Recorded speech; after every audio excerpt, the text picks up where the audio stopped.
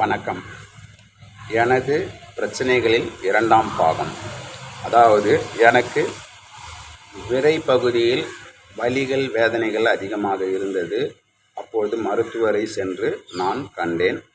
அதற்கு அவர் அப்பொழுது கண்டு எனது விரை பகுதியில், அதாவது 2 விதைகள் இருக்கும் கீழ்ப்பகுதியில், அந்த பாலில் அந்த விதையை ஒன்று கெட்டுவிட்டது. அதாவது சிறிது சிறிதாக பழுதடைந்து உள்ளது. அதை எடுக்க வேண்டும் என்று மருத்துவர் கூறினார். பிறகு மருத்துவர் எனது நிலையை புரிந்து கொண்டு, அதாவது எனக்கு திருமணம் ஆகவில்லை, அதனால் குழந்தை பிரச்சனை ஏதேனும் வருமா என்று பெண் வீட்டார் அஞ்சுவார்கள். அதனால் இப்பொழுது செய்ய வேண்டாம், 1 ஆண்டுகள் கழித்து, அதாவது திருமணம் முடித்து பிறகு செய்து கொள்ளுங்கள் என்று மருத்துவர் கூறினார்.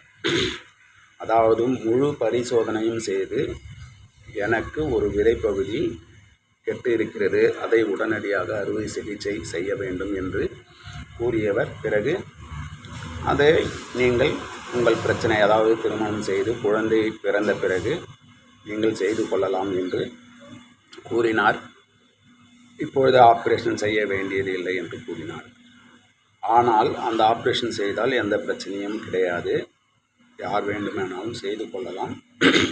அதாவது அந்த பிரச்சனை உருவாவதற்கு காரணம் நமது உணவு முறைகள். உடலுக்கு தேவையான ஊட்டச்சத்துக்கள் குறைவதனால் அது பிரச்சனைகள் ஏற்படுகிறது. உடலுக்கு தேவையான ஆக்சிஜன், நீர், இரத்தம், சத்தான உணவுகள் இவை அனைத்தும் தேவைப்படுகிறது.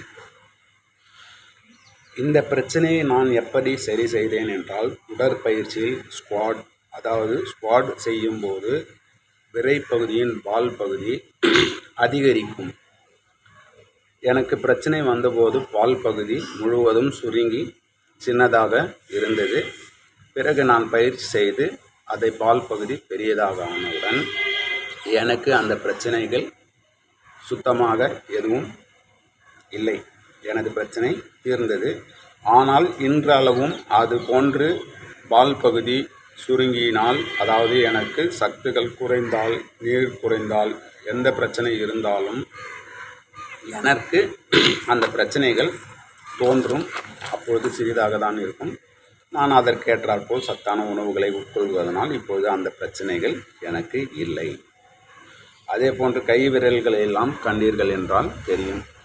இந்த விரலில் 20 தையல், அதாவது விபத்தில் ஏற்பட்டது, அதன் மூலம் 20 தையல் இட்டுள்ளேன். பிறகு இந்த விரலிலும் விபத்தின் மூலம் தையல் இட்டுள்ளது. கண்களின் மேல்புறத்தில் தையல் இட்டுள்ளது. தலைப்பகுதியில் அடிபட்டு அதே போன்று தையல் இட்டுள்ளது. இது போன்று பல விபத்துக்களை நான் சந்தித்து உள்ளேன். இந்த ஆப்ரேஷன் செய்த தொட்டுதான் இந்த விரல் பலவீனமாக இருக்கிறது என்று நான் நினைத்தேன். பிறகுதான் தெரிந்தது எனக்கு எலும்பு தேய்மானம் பிரச்சனை இருக்கிறது என்று. அதையும் நான் இப்பொழுது சரி செய்து பார்த்து கொள்கிறேன். அதாவது நான் இப்போது கூறிய விளக்கங்கள் அனைத்தும் உங்களுக்கு உடற்பயிற்சியின் பலன் என்னவென்று மக்கள் அனைவருக்கும் புரிய வேண்டும் என்பதற்காகவே நான் என்னுடைய பிரச்சனைகள் அனைத்தையும் உங்களிடம் கூறியுள்ளேன்.